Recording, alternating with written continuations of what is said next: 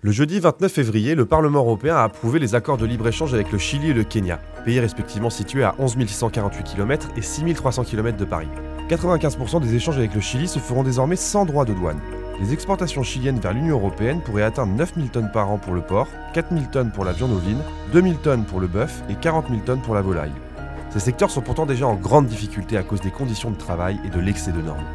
Avec le Kenya, c'est un accord sans quota qui a été passé, ce qui signifie que le Kenya pourra exporter sans limitation vers l'Europe.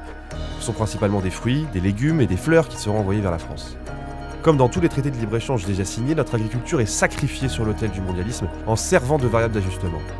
La présidente de la Commission européenne, Ursula von der Leyen, s'est félicitée de la signature de ces accords. Quel cynisme quand on sait que le monde agricole, au bord du gouffre, manifeste sa douleur partout en Europe depuis plusieurs semaines. Députés du groupe Identité et Démocratie, nous avons voté contre ces accords de libre-échange qui ajoutent encore plus de concurrence déloyale pour les produits français et européens, en plus d'avoir un bilan écologique catastrophique.